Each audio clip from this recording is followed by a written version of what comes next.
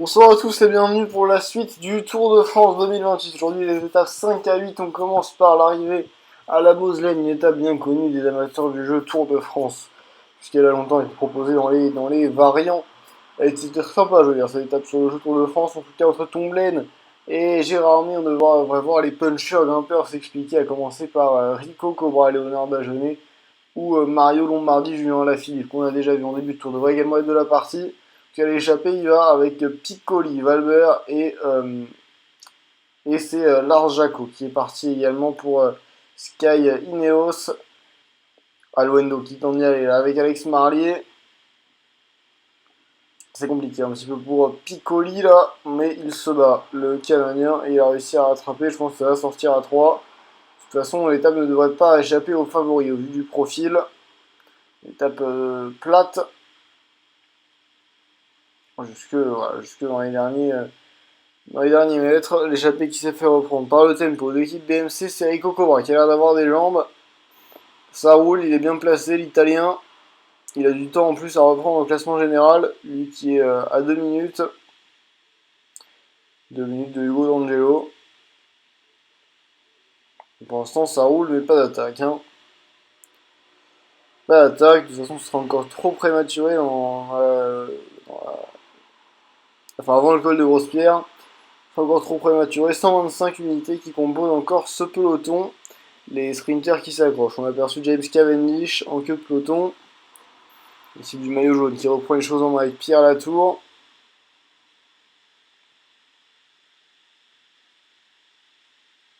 Matteo Trentin également, qui roule pour Niklas Schumann. Quant à lui, c'est compliqué pour l'Italien qui s'écarte. D'Angelo qui est parfaitement calé là dans la roue de Tony Galopin. Est-ce qu'il va tenter d'en mettre une? Est-ce qu'il va tenter d'en mettre une d'Angelo? Lenny Martinez qui se replace en tête de peloton. Lui aussi est déjà long en général, Lenny Martinez. Et une attaque de Dagenet là sur la droite de la route. Qui va avec Emmanuel Bourkman.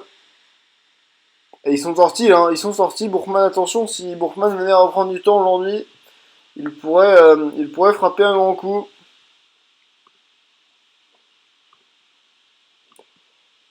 Ça va l'air d'être repris là quand même. Et on se fait reprendre le peloton qui a bien explosé. La Valverde Junior, Nargazatev qui sont piégés. Logan Fight également, mais ça va revenir. Les favoris sont là. Sarda qui tente d'y aller maintenant. Biel Sarda, l'espagnol, champion d'Europe. C'est compliqué, hein. Je pense qu'on va préparer le terrain pour Niklas Schumann. Il est encore présent. Niklas Schumann à l'avant. Dans les coureurs du top 10 distance, et on a Maury Van Sevenant. Malheureusement, il n'a pas réussi à suivre le Belge. Sarda qui fait toujours la descente. Avant la montée de la Moselaine. Très difficile, hein, avec des pourcentages à plus de 10%. Et Cocobra qui emmène maintenant à son tour le peloton. Il n'y a plus d'équipier avec Cocobra. Allez, de toute façon, on va arriver dans les forts pourcentages. Les équipiers ne vont plus être très utiles. Dagenet qui part dès le pied. Est-ce que Dagenet va réussir à maintenir ce rythme pendant 1,5 km ou est-ce qu'il va se faire remonter? En tout cas, il y a un groupe de 6 là. C'est extirpé du peloton. Dagenet qui a l'air un peu en difficulté. Tout comme Niklas Schumann, ça coince un petit peu. Est-ce qu'on va avoir un retour de l'arrière ou est-ce que Cobra qui est en tête pour l'instant devant Alaphilippe? Est-ce que Alaphilippe ou Cobra peuvent réussir à tenir? J'ai l'impression que l'Italien est le plus fort aujourd'hui. J'ai l'impression que Rico Cobra va venir s'imposer et offrir à BMC sa deuxième victoire déjà sur ce Tour de France. Après, c'est de Magnus Johnson sur la quatrième étape, deuxième victoire consécutive pour BMC. Alaphilippe finit deuxième, De la Cruz 3, Roglic quatrième, Bourkman 6ème, Ramirez 8ème. Les trois principaux prétendants au titre qui terminent dans le top 10, qui terminent groupés, pas d'écart aujourd'hui dans la côte de la Moselaine. C'était quand même pas assez difficile et surtout pas assez long pour créer des écarts autres qu'entre Martin et moi. Donc il y a d'autres qui montent à pied. En tout cas, le peloton qui arrive, les favoris qui arrivent groupés. Et Cocobra qui s'impose. Pas de cassure en faveur de l'Italien. Qui va faire un rapproché au général. Oui, 5ème. 5ème Rico Cobra au jeu des bonifications. Roglic, Ramirez, Bourkman qui squatte le fond de top 10. Et pour ce qui est du combatif, c'est C'est Lars Jaco aujourd'hui. Lars Jaco, le finlandais de Sky. Et maillot qui ne change pas, Kate Powell qui s'empare du classement de meilleurs jeunes à égalité avec Cobra au détriment de Jérémy Serrandour qui a explosé aujourd'hui. Cobra Guns qui a connu une mauvaise journée. C'est dommage, hein. Lui qui faisait un bon début de tour, notamment sur l'étape d'ouverture où il s'était montré. Il a pris aujourd'hui une cassure, tout comme Dagenais, tout comme Alex Finks également. Des coureurs qui pourraient viser le top 5 qui malheureusement perdent déjà du temps. Un petit peu dommage, hein. Et là il y a Carter également qui est très loin, le vainqueur du Giro. C'est difficile hein, d'enchaîner le Giro Tour, on l'a vu, et ben on le voit encore avec Carter là qui n'a pas réussi à se placer avec les meilleurs et qui concède déjà plus de 2 minutes 30. C'est presque, j'ai envie de dire, un écart rédhibitoire en déjà 2 minutes 30 après 5 étapes. La concurrence qui est en plus un peu plus élevée qu'au Giro avec des coureurs comme Roglic qui sont là. Bourman et Loredo également. C'est vrai qu'on n'avait pas trop parlé de Carter qui s'était fait discret sur les premières étapes, mais il aurait pu bien sûr s'imposer. Non, ce sera. En tout cas, la tâche s'annonce plus compliquée pour Elia Carter maintenant. Alors on a déjà débuté la 6ème étape entre Vittel et Colmar. L'échappée qui bagarre là pour sortir avec Lucas Trollet qui tente de rejoindre le trio de tête. Un trio de tête où on aperçoit Blockland, Pitcock. Non, c'est pas Blockland, c'est Alexandre Marlier. Pitcock également qui était à l'avant. Mais de toute façon, l'échappée va se faire reprendre. Simplement emmagasiner des points là pour le maillot de la montagne. Même si Joao Almeida devrait le conserver. Encore une étape. Demain, il sera tout à fait remis en jeu. Au vu des cols et des difficultés au programme, c'est terminé pour l'échappée. Et le peloton est emmené par l'équipe Canal+, avec Paul Gauthor là, qui a terminé son travail. C'est maintenant Eric Vallée pour NTT qui fait l'effort. On va passer au sommet là, du col de Préplan.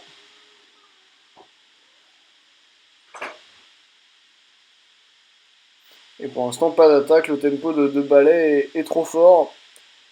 Tempo de Rick Ballet qui empêche de sortir là. Alors que si Finks y va finalement quand même, est-ce que c'est Alaphilippe qui est en train de suivre ou est-ce que simplement on roule? Non, c'est bien Julien Alaphilippe là qui est en train de faire l'effort pour revenir sur le Canadien. Est-ce qu'Alex Finks va réussir dans la descente à créer un écart et à revenir au classement général? Lui qui a perdu du temps également hier. Et il a à cœur de se racheter Alex Finks, mais la tour ne l'entend pas de cette tour. Il perd la tour. Qui fait l'effort pour revenir sur Alaphilippe également. Alaphilippe qui est placé au général, il est dans le top, il est sur le podium, il est deuxième. Julien Alaphilippe à 19 secondes de D'Angelo qui doit le surveiller comme le lait sur le feu là. Il retente d'y aller, le français, il reste 10 km avant d'arriver à Colmar, 10 km en faux plat descendant là. Et le peloton qui est en file indienne. Hein. Derrière les différentes attaques, là c'est Alaphilippe qui y va. Finks qui tente le contre. Est-ce que Finks va réussir à sortir avec Emmanuel Bourkman là? C'est un coureur, ça doit être Cobra qui fait l'effort. Non, c'est avec Sayoum, pardon, j'avais mal vu. Sayoum qui fait l'effort avec Dagenais, D'Angelo le maillot jaune. Qui a réussi à se glisser dans le bon coup là. Et pas Julien Alaphilippe. Bon, de toute façon, ça va se faire reprendre avec l'effort de Gervais Creton là. Finks qui tente, hein. Finks qui a l'air d'avoir des jambes de folie.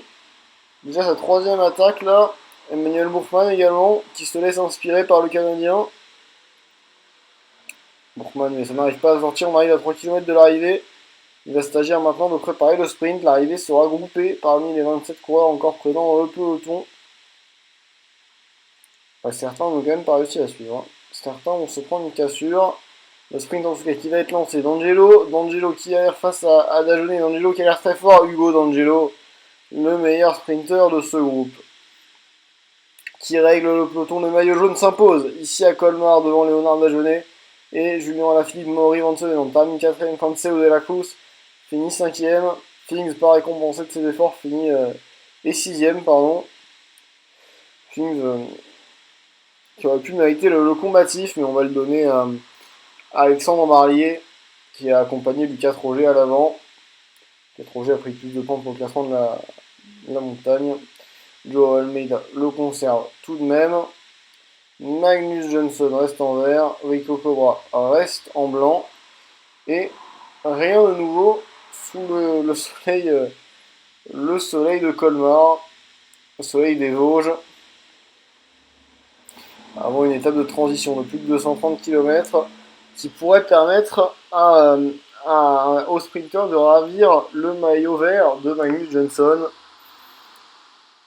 Magnus Johansson qui a fait forte impression au début de tour, mais qui en sprint pur n'est pas sur le papier le meilleur, qui aujourd'hui va avoir affaire à des coureurs comme Caleb Ewan, comme Elia Viviani, qui eux aussi bien sûr visent la tunique de meilleur sprinter. Denis Zagari qui part quant à lui à l'avant, avec un coureur Androni, c'est Piccoli encore, Paul Gotthard qui y va, avec Blockland, Alves, et un autre coureur que je n'ai pas identifié. De toute façon, ils se sont fait reprendre. Piccoli qui retourne avec Blockland et un coureur BMC. C'est de nouveau repris. De toute façon, on est dans le final là maintenant. Échappé qui n'a pas fait, qui n'a jamais eu tellement d'avance. C'est pour ça que je voulais pas montrer un moment avant calme. C'est parce que c'est une étape très nerveuse où il n'y a pas eu vraiment d'accalmie avant d'arriver à Chalon-sur-Saône. L'équipe de sprinters qui vont emmener le sprint.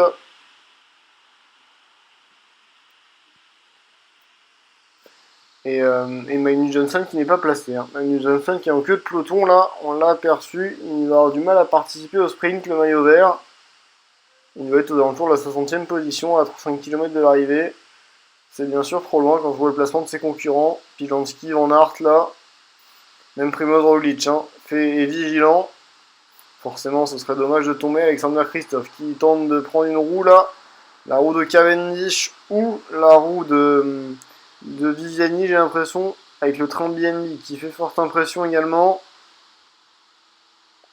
Mais ça part. Rencho qui va. McBreen qui emmène Viviani et Ewan dans la roue. Ça va être un mano à mano. Comme en 2018, Viviani face à Ewan qui va s'imposer. C'est Elia Viviani, j'ai l'impression, qui a pris le meilleur sur son adversaire Marco Mevelli, le poisson pilote de Cavendish, finit 3ème. Taylor McBreen finit 4ème et Nils Neufeld finit 5ème de ce sprint quelque peu décousu, qui aura sans doute réveillé la nostalgie chez certains. Elia Viviani face à Caleb Ewan, même si les deux sont encore des pointures du sprint actuel, ils ont leurs heures de gloire sont quand même globalement derrière eux. L'époque où les deux se partageaient les victoires au niveau World Tour avec également Alexander Kristoff. Le Norvégien qui n'a finalement pas pris part à ce sprint. Le combatif aujourd'hui c'est Piccoli, James Piccoli, le coureur Androni.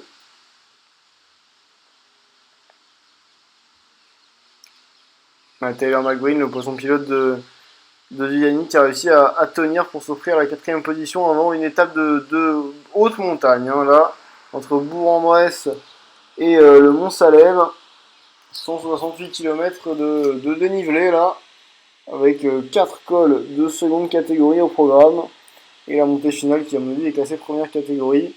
La première explication entre les favoris devrait avoir lieu ici. À la 8ème étape de ce Tour de France, les premiers écarts entre favoris, alors que l'échappée est en train de partir avec Almeida, le maillot de la montagne, Alena Blockland et Lucas Troget. Blockland qui est courageux avec cette montagne, Romain Bardet qui les a rejoints. Et l'échappée qui va se disputer les points montagne. Alors que Lucas Troget a réussi dans ce col de la Faucille à se séparer de tous ses adversaires. Il devance là largement Joao Almeida et Romain Bardet. Et il devrait prendre Romain Bardet et Joao Almeida dans l'ordre. Et Troget qui va prendre le maillot de grimpeur à égalité avec Almeida pour l'instant. Alors après, s'il marque des points au sommet, Troget il peut le prendre, mais ça me paraît quand même assez improbable, à moins que l'échappée aille au bout. Et Favori devrait accélérer quand même dans cette difficulté. Troget qui est toujours seul en tête, mais dont la note de plaine risque d'être un peu handicapante quand même. Il n'a pas tant d'avance que ça, il n'a entre guillemets, que 6 minutes. 6 minutes au pied de cette montée, est-ce que ça va suffire pour Lucas Troget, alors que Alena s'est intercalé, j'avais pas vu Federico Alena, impressionnant. Ouais, ça peut le faire, hein, ça peut le faire quand même pour Troget là, qui arrive à creuser. On ne lui reprend pas de temps dans cette portion plate qui pourtant le défavorise.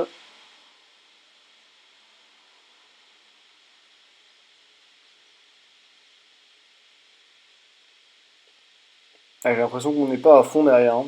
On a peur du monstre à lèvres, on a peur de faire trop d'efforts trop tôt.